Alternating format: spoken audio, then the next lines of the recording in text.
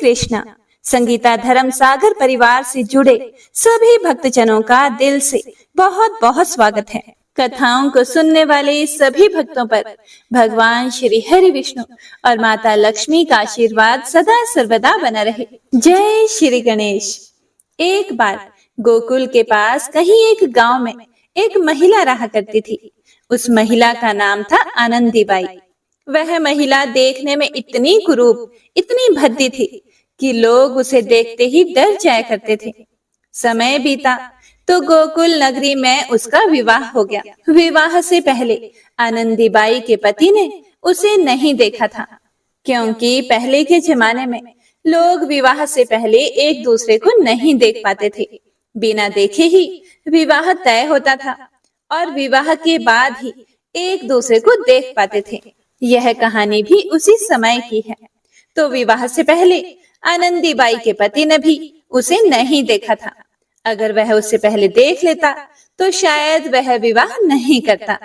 विवाह के बाद जब उसके पति ने उसे देखा तो कुरूपता के कारण उसने उसे अपनी पत्नी के रूप में स्वीकार ही नहीं किया और उसे छोड़ दिया और उसने अपना दूसरा विवाह कर लिया। आनंदी बाई अपनी इस कुरूपता के कारण बहुत अपमानित हुई, बहुत दुखी हुई, लेकिन उसने इस अपमान को मन में ही दबा लिया और निश्चय किया कि अब तो मैं गोकुल को ही अपना ससुराल बनाऊंगी, क्योंकि हुआ तो विवाह उनका गोकुल में ही था। वह गोकुल छोड़कर अब नहीं जाना चाहती थी। अब आनंदी बाई अकेली ही गोकुल धाम में एक छोटे से कमरे में रहने लगी। आनंदी बाई उस छोटे से कमरे में ही कृष्ण भगवान का मंदिर बनाकर अब भक्ति में ही लीन रहने लगी। कान्हा जी की भक्ति में खूब मस्त रहती। सुबह शाम घर में विराजमान कान्हा जी की मूर्ति के साथ बातें किया करती। कान्हा जी कभी कभी रूठ जाते तो वह उन्हें मना लिया करती। इस तरह से कान्हा जी और उस आनंदी बाई के बीच में संवाद चलता रहता और वह कान्हा जी के गुणगान ही गाया करती थी। पूरी तरह से उसने साधु संतों की तरह ही जीवन बिताना शुरू कर दिया। अब वह दिन भर गोकुल धाम में आने वाले साधु संतों की भी सेवा करने लगी और दिन भर सत्संग सुनती रहती। और आप सभी जानते हैं कि साधु संतों का संग तो बड़ी किस्मत से मिलता है। साधु संत की अगर वाणी आपके कानों में पड़ जाए तो कहते हैं कि उनसे भी हर प्रकार के पाप नष्ट हो जाते हैं। तो इसी तरह से आनंदी बाई का जो जीवन था वो साधु संतों की सेवा और कान्हा जी की भक्ति में बीतने लगा। दिन रात वह इसी तरह भक्ति में मगन रहने लगी। एक दिन की बात है, गोकुल धाम में गोपेश्वर नामक जगह पर भगवान श्री कृष्ण की लीला का आयोजन निश्चित किया गया। कान्हा जी की नगरी है, उनकी बाल लीलाओं का तो वहां पर आयोजन होता ही रहता है। इसीलिए उस जगह पर अलग अलग पात्रों का चयन हो रहा था। जब भी लीलाएं दर्शाई जाती हैं तो कई सारे पात्र उसमें भाग लेते हैं। अब संयोग से जब पात्रों का चयन हो रहा था तो उस समय आनंदी बाई भी वहां पर उपस्थित थी। या ऐसा कह लीजिए कि जहां पर भी कान्हा जी के संबंध में कुछ भी लीलाएं होती थी तो वहां पर आनंदी बाई मौजूद हो ही जाती थी। तो अंत में जब कुब्जा नाम के पात्र की बात चली तब उस समय वहां पर आनंदी बाई का पति अपनी दूसरी पत्नी और बच्चे के साथ वहीं पर उपस्थित था। तो उसने आनंदी बाई को देखा तो वहां पर मजाक उड़ाते हुए जितने भी वहां पर मंडली के लोग थे उनके आगे उसने यह प्रस्ताव रख दिया कि देखिए, सामने जो महिला खड़ी है यह कुब्जा की भूमिका और उसका जो भी दृश्य है वो अच्छे से निभा सकती है। और मेरी बात मानो, कुब्जा के पात्र के लिए तो यही बिल्कुल ठीक रहेगी। उसी से कहो कि यह कुब्जा की भूमिका निभाए। तो जो भी मंडली थी उन्होंने आनंदी बाई की ओर देखा और उसका चेहरा भी उन्होंने देखा। मंडली को आनंदी बाई का कुरूप चेहरा कुब्जा की भूमिका निभाने के लिए बहुत पसंद आ गया। हे प्रिय भक्तों, अब तो शायद आपने भी अंदाजा लगा लिया होगा कि भगवान श्री कृष्ण की लीला में कुब्जा नाम की पात्र की क्या भूमिका रही होगी, वो दिखने में कैसी होगी। जी हाँ, कुब्जा बहुत ही कुरूपा थी। जब उन्होंने आनंदी बाई से कुब्जा की भूमिका निभाने के लिए प्रार्थना की, तो आनंदी बाई तो ये सोचकर ही बड़ी खुश हो गई कि भगवान श्री कृष्ण की लीला में भूमिका निभाने का उसे अवसर मिल रहा है। भला फिर वो कैसे मना कर सकती थी। वो तो खुशी खुशी तैयार हो गई। उसने बिना देरी लगाए कुब्जा की भूमिका निभाने के लिए हाँ बोल दिया। अब श्री कृष्ण का पात्र एक 8 वर्ष का बालक निभा रहा था। आनंदी बाई बहुत खुश होकर घर आकर कान्हा जी की मूर्ति को निहारने लगी। उनके सामने बैठ गई और मन ही मन विचार करने लगी कि मेरा कन्हैया आएगा और मेरे पैर पर पैर रखेगा और मेरी ठोड़ी पकड़कर मुझे ऊपर देखने के लिए कहेगा। हे प्रिय भक्तों, आनंदी बाई जो दृश्य दर्शाने वाली थी, जो अभिनय करने वाली थी, उसकी कल्पना में ही वह खो गई और मन ही मन विचार करने लगी कि ऐसा लगा जैसे वह साक्षात कुब्जा ही हो और उसके कान्हा उसके सामने आकर खड़े होकर उससे उसकी ठोड़ी पकड़कर उसे ऊपर देखने के लिए बोल रहे हो। बड़ा सुंदर दृश्य था।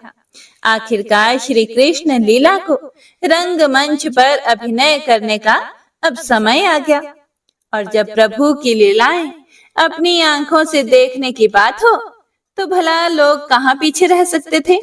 बहुत भीड़ इकट्ठी हुई। बहुत सारे लोग कान्हा जी की लीला देखने के लिए इकट्ठे हो गए। श्री कृष्ण जी की मथुरा गमन का प्रसंग चल रहा था। जब उन्होंने मथुरा जाने की तैयारी की थी, आप तो जानते ही हैं कि वह मथुरा क्यों गए थे, क्योंकि उन्हें कंस का वध जो करना था। तो जब नगर के राजमार्गों से श्री कृष्ण भगवान गुजर रहे थे, तो सभी गोप गोपियां बड़े उदास थे, बहुत दुखी थे।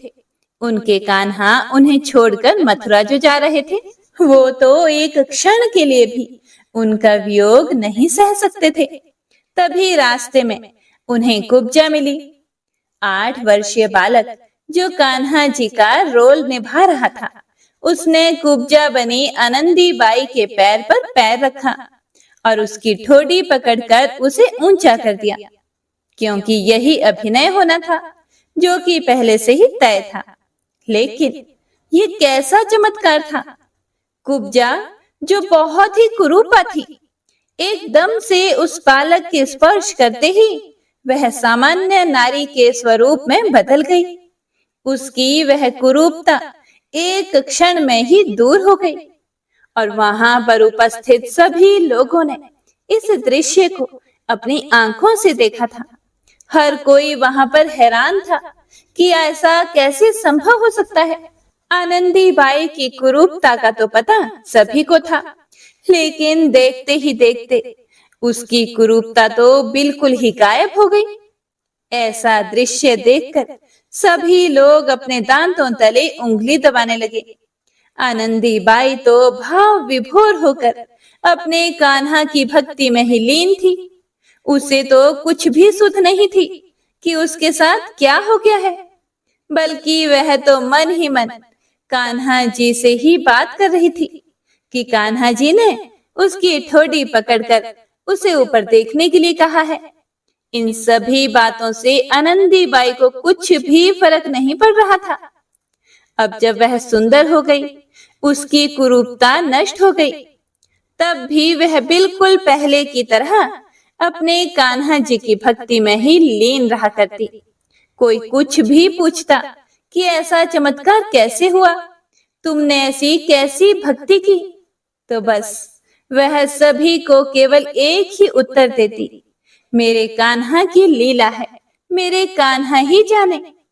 आनंदी बाई ने इसके लिए अपने पति को धन्यवाद दिया और ऐसा करने से वो पीछे नहीं हटी, क्योंकि अगर उसकी कुरूपता के कारण उसके पति ने उसे नहीं छोड़ा होता, तो शायद उसके मन में कभी भी कान्हा जी के प्रति भक्ति नहीं जागती। कृष्ण लीला में कुब्जा के पात्र के चयन के लिए उसका नाम भी तो उसके पति ने ही लिखवाया था और इसके लिए वह अपने पति को दिल से आभार व्यक्त करती रही। आनंदीबाई हमेशा अपने पति और भगवान श्री कृष्ण को धन्यवाद देती थी। उस पति को जिसने उसकी कुरूपता के कारण उसका त्याग कर दिया था और दूसरा विवाह कर लिया था और उसके साथ बड़ी खुशी खुशी रहा करता था। लेकिन आनंदीबाई को इन सभी बातों से कोई मतलब नहीं था। उसे तो अपने आराध्य देव के दर्शन जो हो गए थे। हे प्रिय भक्तों, अब देखिए भगवान की ये जो भी कथाएं हैं ये हमारे जीवन में बहुत सीख देकर जाती हैं। हम जब भी कहीं कुछ पढ़ते या सुनते हैं इस तरह के चमत्कारों की कहानियां, तो हमें बस एक ही बात ध्यान रखनी है कि स्थितियां परिस्थितियां चाहे कैसी भी हो, समय हमारे विपरीत हो, हमारे जीवन में चाहे भले दुख आए या सुख आ रहे हों, हमेशा हमारे मन में भगवान के प्रति भक्ति एक जैसी ही रहनी चाहिए। जीवन में चाहे कितनी भी खुशियां मिल जाए, भगवान को हमें कभी भी भूलना नहीं चाहिए। जय श्री हरि विष्णु। हे प्रिय भक्तों, तो आइए अब सुनते हैं कार्तिक मास में दीप दान करने की कहानी। इसके बाद आज की महात्म में कथा सुनेंगे। बहुत समय पहले की बात है। किसी नगर में एक व्यक्ति रहता था। वह बड़ा ही नास्तिक था। कभी भी भगवान की पूजा नहीं करता था, कभी मंदिर भी नहीं जाता, किसी को एक पैसा दान भी नहीं देता था और जीव हिंसा करने में वह हमेशा तत्पर रहता और जीव हिंसा करके ही अपने जीवन का यापन किया करता। वह शिष्टाचार से रहित जीवन व्यतीत करता। उसके बुरे व्यवहार के कारण उसके सभी रिश्तेदारों ने उसे त्याग दिया था। उसके घर वालों ने भी उसे अपने घर से निकाल दिया था।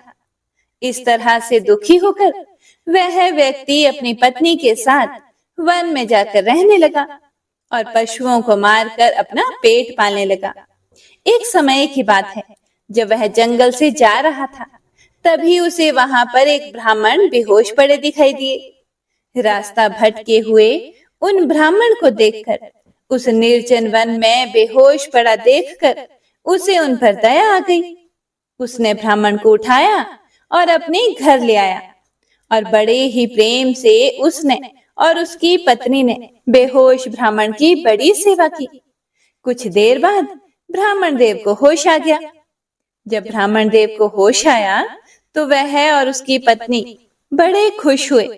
तो वह उनके पैरों को अपनी गोद में रखकर दबाने लगे और पैरों को दबाते हुए उसने कहा कि हे मुनि श्रेष्ठ, आप कौन हैं और आप कहां से आए हैं और कहां जा रहे हैं, और आप इस निर्जन वन में पशुओं से भरे हुए घने वन में कैसे पहुंच गए। तब उसके प्रश्नों को सुनकर ब्राह्मण देव बोले कि मैं एक ब्राह्मण हूँ और प्रयाग जा रहा हूँ। मैं रास्ता भटक गया हूँ, इसी वजह से इस वन में चला आया हूँ। रास्ते में थकावट और प्यास के कारण मेरा सिर चकराने लगा और मुझे जोर से चक्कर आ गया और मैं बेहोश हो गया। उसके बाद से तो मुझे कुछ भी याद नहीं है। आप धन्य हैं, आपने मुझे जीवन दान दिया है। आपकी सेवा के बदले बताइए मैं आपके लिए क्या कर सकता हूँ, और आप दोनों पति पत्नी किस कारण से इस घने और निर्जन वन में रह रहे हो। आपको किस बात का दुख है, मुझसे कहो। हो सकता है कि मैं तुम्हारे दुख को दूर कर सकूं। ब्राह्मण देव की बातों को सुनकर दोनों पति पत्नी ब्राह्मण के चरणों में गिर गए और अपनी सारी आप बीती उन्हें कह सुनाई और अपनी दरिद्रता दूर करने का उपाय भी पूछा।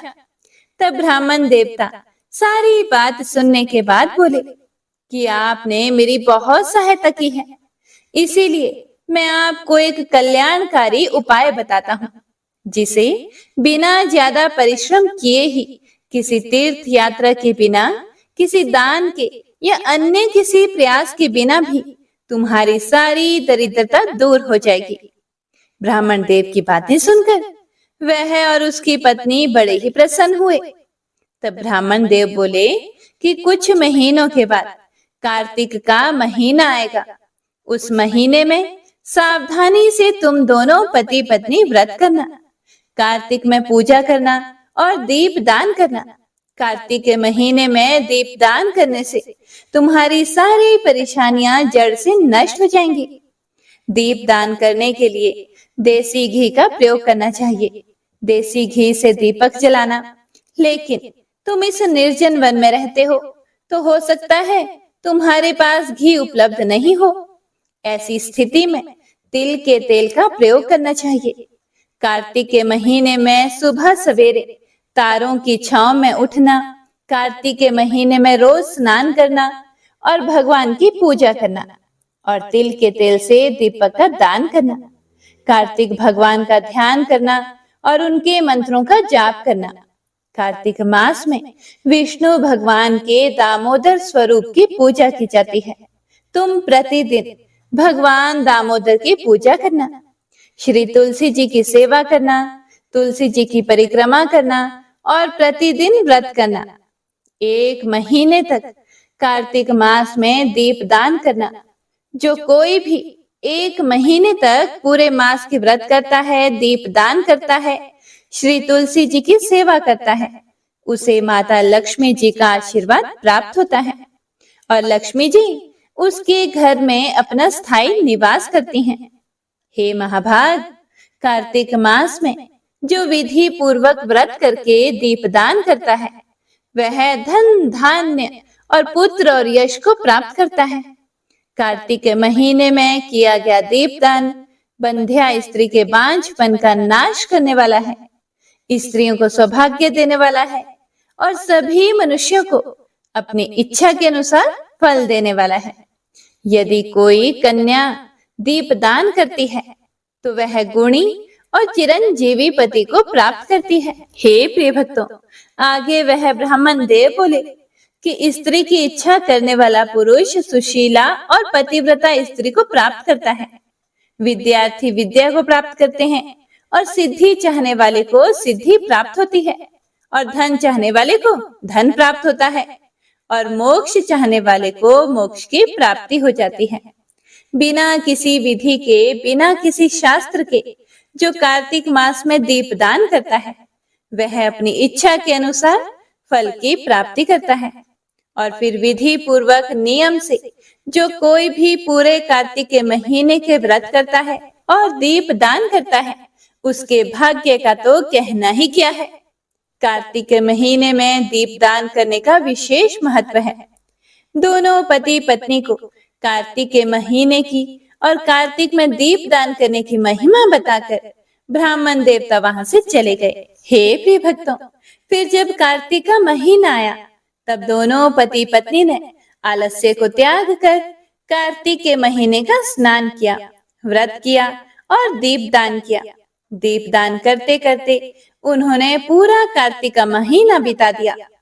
ब्राह्मण देवता के कहे अनुसार उन्होंने व्रत भी किया, श्री तुलसी जी की सेवा की और ऐसा करने से उनके सभी पाप नष्ट हो गए और कार्तिक स्नान और दीपदान के पुण्य फल से अंत समय आने पर वे दोनों स्वर्ग को गए।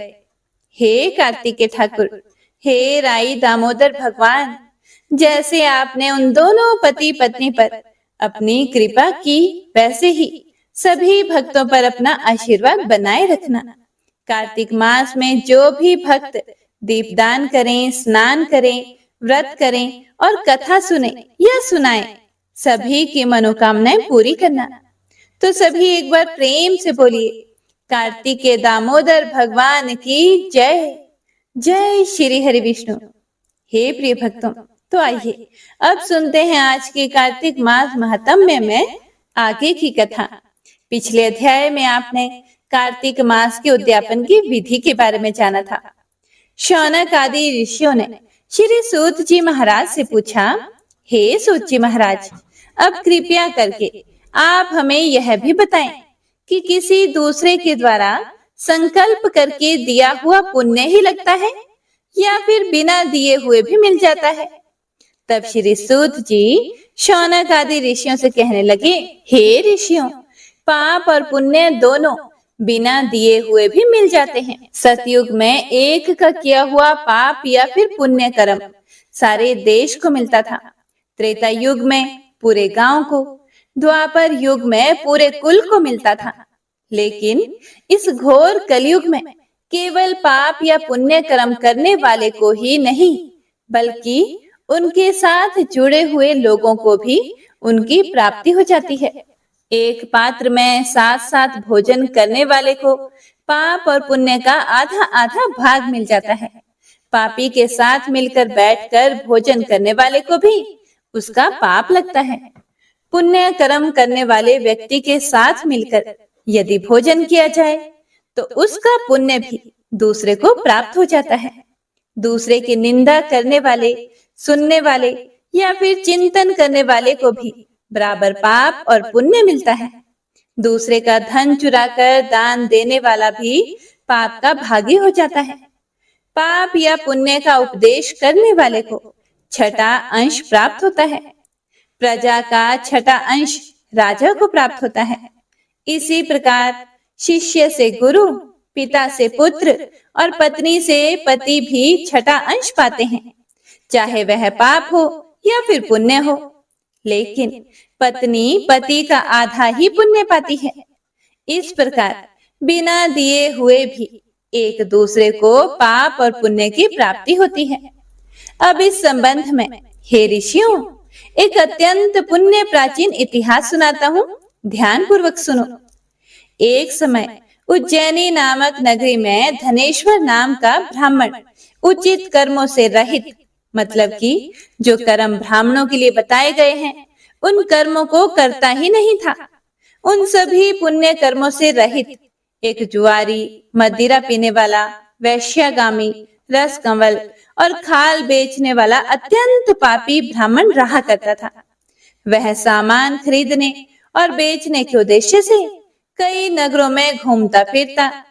एक बार महिष्पति नगरी में वह आया हुआ था और वहां पर एक मास तक ठहरा। एक दिन नर्मदा नदी के तट पर उसने जप तप करने वाले ब्राह्मणों का पूजन और शाम को श्री हरि के नाम का दीपदान महोत्सव भी देखा। उसी रात को एक सांप ने उसे डस लिया और तब कुछ मनुष्य ने उसके मुख में तुलसी दल और नर्मदा नदी का पवित्र जल डाला। इसके बाद उसकी मृत्यु हो गई और यमदूत उसे मारते पीटते यमराज के पास ले गए। यमलोक में चित्रगुप्त ने क्रोध भरी दृष्टि से उस पापी की ओर देखते हुए यमराज से बोला कि हे महाराज, यह तो बड़ा पापी है और इसने तो अपने पूरे जीवन में एक भी अच्छा कार्य नहीं किया। इसे तो कड़ी से कड़ी सजा मिलनी चाहिए। तब यमराज ने आज्ञा दी कि पहले इसे खौलते हुए तेल के कड़ाही में डालो, उसके बाद मुदगरों से मार लगाकर इसे कुंभी पाक नर्क में डाल दो। परंतु जब उस व्यक्ति को खौलते हुए तेल में डाला गया तब तेल एकदम शीतल हो गया। खौलता हुआ तेल एकदम ठंडा हो जाने के बाद जब यमराज ने सुनी तो वे भी आश्चर्यचकित हो गए। ठीक उसी समय देव ऋषि नारद यमराज की सभा में उपस्थित हुए। तब यमराज जी के पूछने पर देव ऋषि नारद जी कहने लगे कि धनेश्वर महापापी होने पर भी कार्तिक मास का व्रत करने वालों के सत्संग के प्रभाव से पुण्य आत्मा हो गया है। मृत्यु के समय नर्मदा नदी का पवित्र जल और तुलसी दल इसके मुख में डाले गए थे और श्री हरि का नाम भी इसके कानों में पड़ा। बस इसी कारण इसके सारे पाप नष्ट हो गए हैं। यमराज जी को इतना बताकर देव ऋषि नारद वहां से ब्रह्मलोक को चले गए।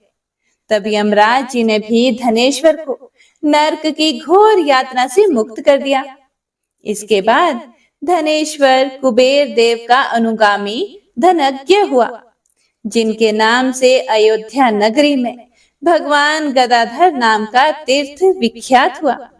श्री सूत जी ने अंत में ऋषियों से कहा, हे ऋषियों, किसी इच्छा अथवा लालच से किया गया पाप गीला और कामना रहित पाप सूखा कहा जाता है।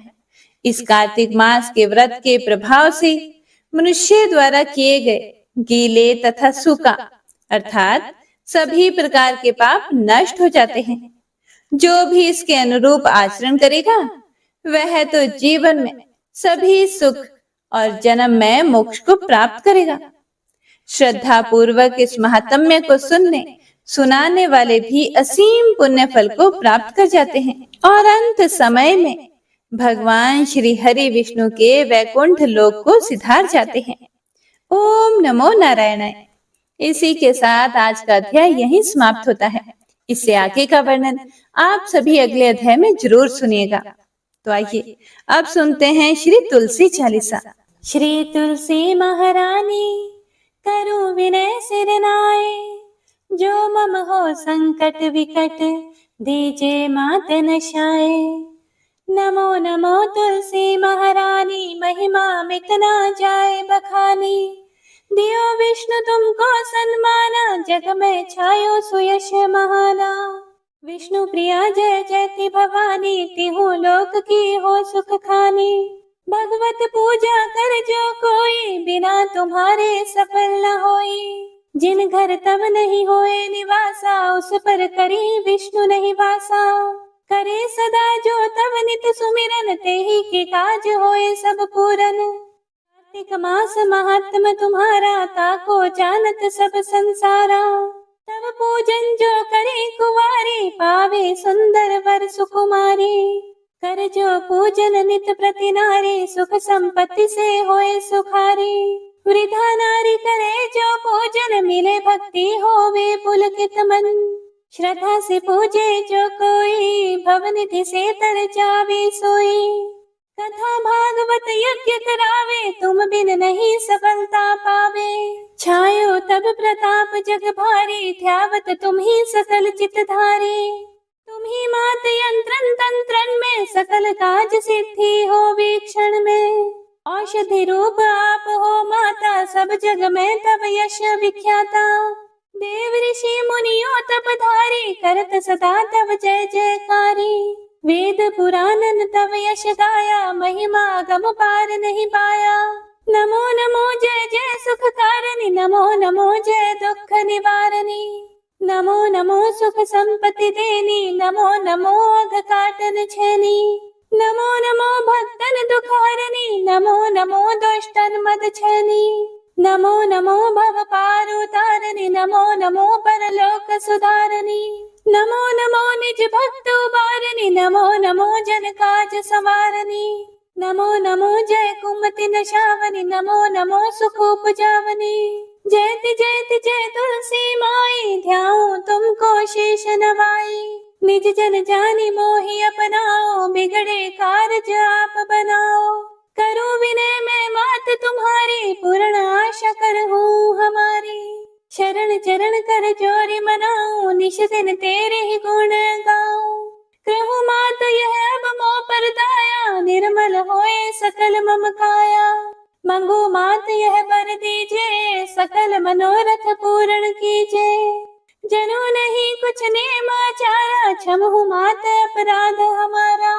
12 मास करे जो पूजा तासम जग में और न दूजा। प्रथम ही गंगा जल मंगवावे फिर सुंदर स्नान करावे। चंदन अक्षत पुष्प चढ़ावे धूप दीप नैवेद्य लगावे। करे आचमन गंगा जल से ध्यान करे हृदय निर्मल से।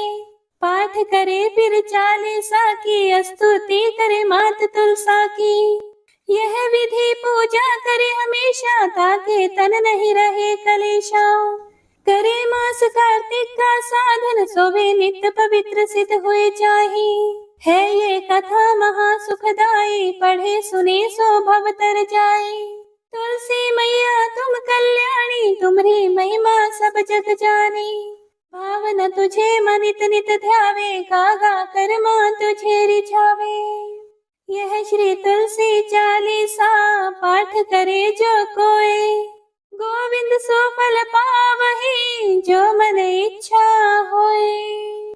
जय मां तुलसा। हे प्रिय भक्तों, तो आज की यह कथा यहीं पर समाप्त होती है। उम्मीद करती हूँ आपको कथा बहुत अच्छी लगी होगी और आपने पूरे मन लगाकर पूरी सुनी होगी। अगर आपको कथा पसंद आई हो तो लाइक करके कमेंट बॉक्स में जयकारा जरूर लगाइएगा। तो मिलते हैं अगली कथा के साथ, तब तक के लिए हरे कृष्णा।